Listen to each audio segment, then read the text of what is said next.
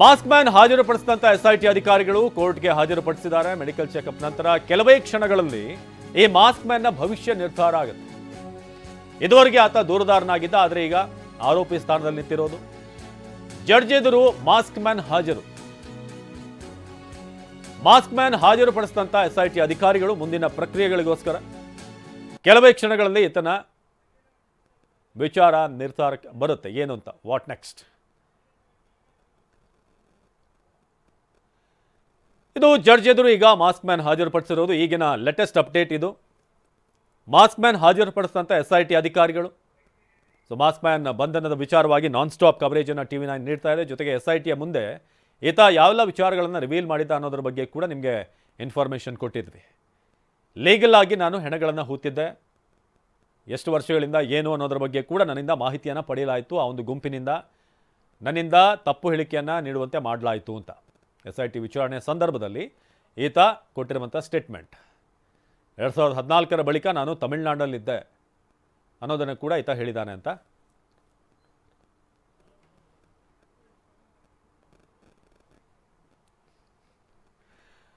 ಈಗ ಮತ್ತೊಂದು ಫೋಟೋ ಲಭ್ಯವಾಗಿದೆ. ನೀವೀಗ ನೋಡ್ತಾ ಇದ್ದೀರಾ ದೃಶ್ಯದಲ್ಲಿ. ಒಂದು ಕಡೆ ಎಸ್ಐಟಿ ಟೀಮ್ನವರು ಕೋರ್ಟ್ಗೆ ಕರ್ಕೊಂಡು ಹೋದಂಥ ಸಂದರ್ಭ, ಇನ್ನೊಂದು ಕಡೆ ನೀವು ನೋಡ್ತಾ ಇರೋದು ಮಾಸ್ಕ್ ಮ್ಯಾನ್ನ ಈಗ ಲಭ್ಯವಾಗಿರುವಂಥ ಮತ್ತೊಂದು ಫೋಟೋ. ಸ್ವಲ್ಪ ಇನ್ನೂ ಕೂಡ ಯಂಗ್ ಏಜ್ನಲ್ಲಿರುವಂಥ ಫೋಟೋನ ನೀವು ಗಮನಿಸ್ಬೋದು. ಸೊ ಇತ್ತೀಚಿನ ಫೋಟೋ ಕೂಡ ನೀವು ಆಗಲೇ ನೋಡಿದ್ರಿ. ಈಗ ಸ್ವಲ್ಪ ಹಿಂದಿನ ಫೋಟೋನ ಕೂಡ ನೀವು ಗಮನಿಸ್ಬೋದು. ಆರೋಪಿ ಚಿನ್ನಯ್ಯ. ಸೊ ಮಾಸ್ಕ್ ಮ್ಯಾನ್ ಹಾಜರುಪಡಿಸಿದ್ದಾರೆ ಈಗ ಕೋರ್ಟ್ಗೆ. ಕೆಲವೇ ಕ್ಷಣಗಳಲ್ಲಿ ಮಾಸ್ಕ್ ಮ್ಯಾನ್ನ ಭವಿಷ್ಯ ನಿರ್ಧಾರವಾಗಲಿದೆ. ಎಸ್ಐಟಿ ವಿಚಾರಣೆ ವೇಳೆ ಬಾಯ್ಬಿಟ್ಟಂಥ ವಿಚಾರಗಳು ಏನೆಲ್ಲ ಆತ ಹೇಳಿದ್ದಾನೆ. ಜೊತೆಗೆ ಆತನ ಹಿಂದೆ ನಿಂತಿರುವಂಥವ್ರು, ಅವ್ರಿಗೂ ಕೂಡ ಈಗ ಸಂಕಷ್ಟ ಎದುರಾಗಿದೆ. ನಿನ್ನೆ ಸಂಜೆ ನಂತರ ನಾವು ಸುಜಾತಾ ಭಟ್ ವಿಚಾರವಾಗಿ ಒಂದಷ್ಟು ಟ್ವಿಸ್ಟ್ಗಳನ್ನು ನೋಡ್ತಾ ಇದ್ವಿ. ಆಕೆಯ ಸ್ಟೇಟ್ಮೆಂಟ್ ಹೇಗೆ ಬದಲಾಗ್ತಾ ಇತ್ತು ಅನ್ನೋದ್ರ ಬಗ್ಗೆ. ಈಗ ಈತನ ವಿಚಾರದಲ್ಲಿ ಮಾಸ್ಕ್ ಮ್ಯಾನನ್ನು ಇವತ್ತು ಬಂಧಿಸಿರೋದು, ಒಂದು ಕಡೆ ತಿಮ್ರೋಡಿ ವಶಕ್ಕೆ ಪಡೆದಿರುವಂಥದ್ದು ಇರ್ಬೋದು, ಸಮೀರ್ಗೆ ನೋಟಿಸ್ ಕೊಟ್ಟಿರುವಂಥ ವಿಚಾರ, ಇದೆಲ್ಲವನ್ನು ಕೂಡ ನಾವು ನೋಡ್ತಾ ಹೋದಂಥ ಸಂದರ್ಭದಲ್ಲಿ ಸಾಕಷ್ಟು ಬೆಳವಣಿಗೆಗಳು ಈಗ ಈ ಕೇಸ್ನಲ್ಲಿ ನಡೀತಾ ಇದೆ. ಮಾಸ್ಕ್ ಮ್ಯಾನ್ ಬಂಧನ ಬೆಳಗ್ಗೆ 5:30 ನಿನ್ನೆ ನಿರಂತರವಾಗಿ ವಿಚಾರಣೆ ನಡೆದಿದೆ. ಆತನಿಂದ ಹಲವಾರು ಸ್ಫೋಟಕ ವಿಚಾರಗಳನ್ನು ಹೊರತೆಗೆಯಲಾಗಿದೆ. ಅದಾದ ನಂತರ ಈತನನ್ನು ಬಂಧಿಸುವಂಥ ನಿರ್ಧಾರಕ್ಕೆ ಎಸ್ಐಟಿಯ ಟೀಮ್ನವರು ಬರ್ತಾರೆ.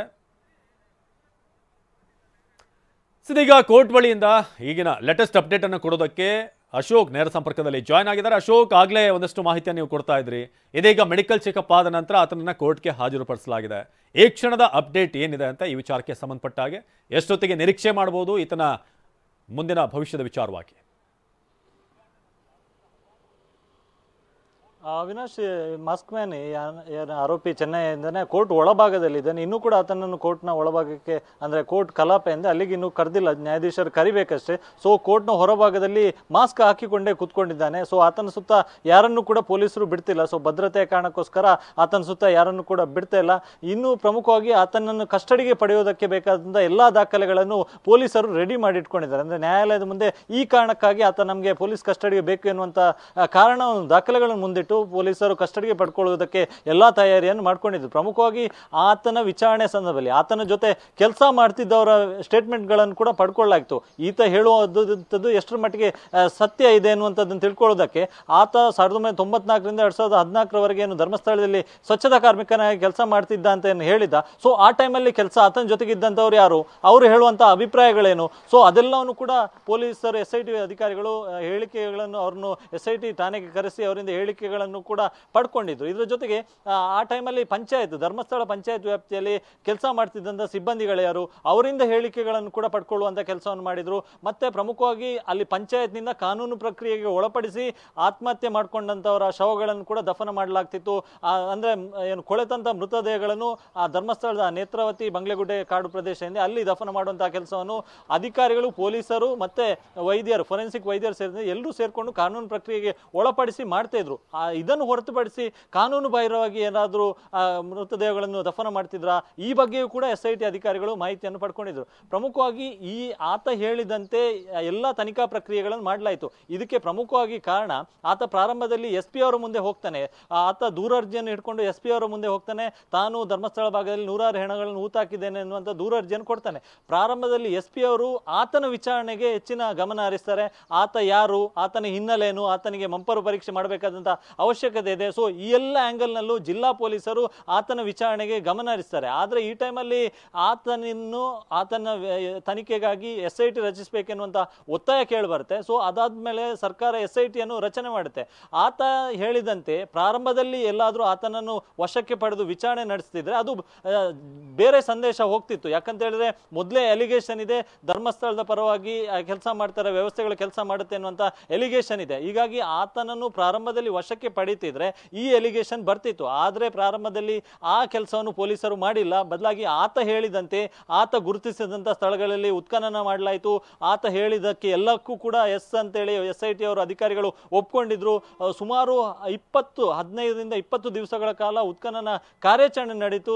17 ಪಾಯಿಂಟ್ಗಳಲ್ಲಿ ಉತ್ಖನನ ಮಾಡುವಂತ ಕೆಲಸವನ್ನು ಮಾಡಿದ್ರು. ಪಾಯಿಂಟ್ ಗುರುತಿಸಿದ 17 ಆದರೂ ಕೂಡ ಸುಮಾರು 20ಕ್ಕೂ ಹೆಚ್ಚು ಗುಂಡಿಗಳನ್ನು ಅಗೆಯಲಾಯಿತು. ಸೊ ಆತ ಹೇಳಿದಂತೆ ಅಲ್ಲಿ ಯಾವುದೂ ಕೂಡ ಕಂಡು ಬಂದಿಲ್ಲ.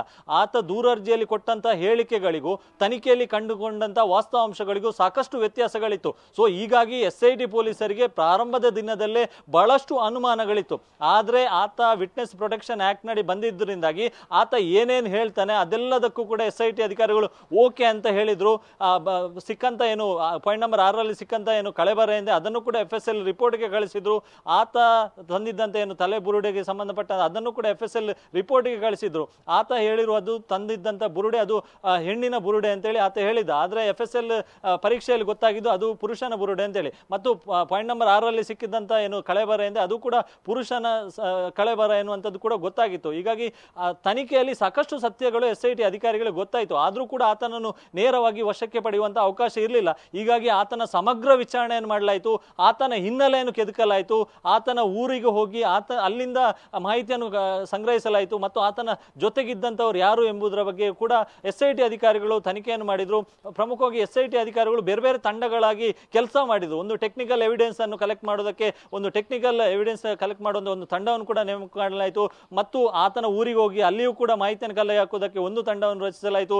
ಈ SIT ಕಚೇರಿಯಲ್ಲಿ ಈ ತನಿಖೆಗಾಗಿ ಆತನ ಹೆಚ್ಚಿನ ವಿಚಾರಣೆಗೆ ಅದಕ್ಕೂ ತಂಡವನ್ನು ರಚಿಸಲಾಯಿತು. ಮತ್ತು ಕಾರ್ಯಾಚರಣೆ ಸ್ಥಳಕ್ಕೆ ಹೋಗಿ ಅಲ್ಲಿ ಉತ್ಖನನ ಕಾರ್ಯಾಚರಣೆ ಮಾಡುವುದಕ್ಕೆ ಅದಕ್ಕೂ ಕೂಡ ತನಿಖಾ ತಂಡವನ್ನು ರಚಿಸಲಾಯಿತು. ಪ್ರಮುಖವಾಗಿ SITಯ SP ಜಿತೇಂದ್ರ ದಯಾಮ್ ಅವರ ನೇತೃತ್ವದಲ್ಲಿ ಅವರ ತನಿಖಾಧಿಕಾರಿಯಾಗಿ ಈ ಪ್ರಕರಣದಲ್ಲಿ ಇರುವಂತದ್ದು. ಹೀಗಾಗಿ ಅವರ ನೇತೃತ್ವದಲ್ಲಿ ವಿವಿಧ ತಂಡಗಳನ್ನು ರಚಿಸಿ ಸಮಗ್ರವಾಗಿ ಈತ ಹೇಳಿರುವಂತಹ ದೂರ ಅರ್ಜಿಗೆ ಸಂಬಂಧಪಟ್ಟಂತೆ ಸಮಗ್ರ ತನಿಖೆಯನ್ನು ಮಾಡಲಾಯಿತು. ಆತ ಪ್ರಾರಂಭದಲ್ಲಿ ದೂರ ಅರ್ಜಿಯಲ್ಲಿ ಹೇಳಿಕೊಂಡ ಸತ್ಯಕ್ಕೂ ಮತ್ತು ಅದಾದ ಬಳಿಕ ತನಿಖೆಯಲ್ಲಿ ಕಂಡುಕೊಂಡಂತ ಸತ್ಯ ಏನು ಎಲ್ಲವನ್ನು ಕೂಡ ತಾಳೆ ಹಾಕುವಂತ ಕೆಲಸವನ್ನು ಮಾಡಿದ್ರು.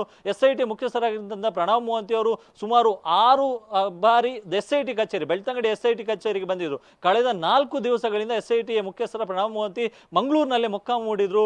ನಿನ್ನೆ ಸುಮಾರು 19 ಗಂಟೆಗಳ ಕಾಲ ಆತನ ವಿಚಾರಣೆಯನ್ನು ಮಾಡಿದ್ರು. ಆತನಿಗೆ ಪ್ರಶ್ನೆ ಮೇಲೆ ಪ್ರಶ್ನೆಯನ್ನು ಕೇಳಲಾಯಿತು.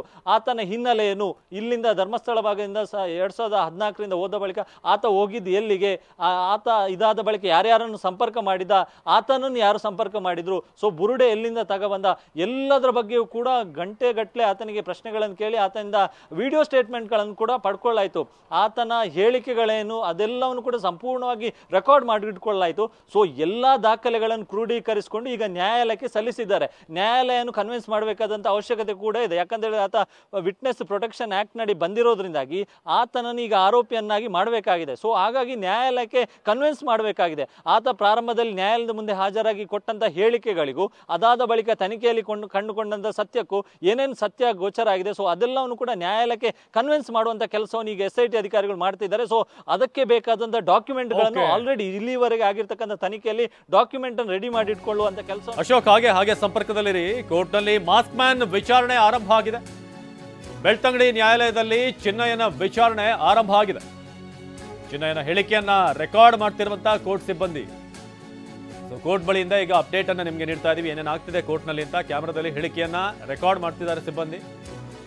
ಕೆಲವೇ ಕ್ಷಣಗಳಲ್ಲಿ ಮಾಸ್ಕ್ ಮ್ಯಾನ್ ನ ಭವಿಷ್ಯ ನಿರ್ಧಾರ ಆಗಲಿದೆ. ಮಾಸ್ಕ್ ಮ್ಯಾನ್ಗೆ ಕಸ್ಟಡಿನಾ ಅಥವಾ ನ್ಯಾಯಾಂಗ ಬಂಧನನಾ ಅಂತ. ಸೊ ಇದು ಸದ್ಯಕ್ಕೆ ಕೋರ್ಟ್ನಿಂದ ಲಭ್ಯವಾಗ್ತಿರುವಂತಹ ಅಪ್ಡೇಟ್. ಕೋರ್ಟ್ನಲ್ಲಿ ಸದ್ಯಕ್ಕೆ ವಿಚಾರಣೆ ಆರಂಭ ಆಗಿದೆ.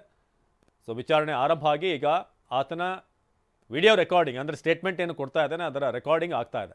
ಸೊ ಜಡ್ಜ್ ಎದುರು ಮಾಸ್ಕ್ ಮ್ಯಾನ್ ಅನ್ನು ಹಾಜರುಪಡಿಸಲಾಗಿದೆ. ಮಾಸ್ಕ್ ಮ್ಯಾನ್ ಅನ್ನು ಹಾಜರುಪಡಿಸಿ ಈಗ SIT ಅಧಿಕಾರಿಗಳು ಅಲ್ಲಿ ಈಗ ಹಾಜರುಪಡಿಸಿದ ನಂತರ ಆತನ ಒಂದು ಸ್ಟೇಟ್ಮೆಂಟ್ ಅನ್ನು ಪಡೆದುಕೊಳ್ಳಲಾಗ್ತಾ ಇದೆ.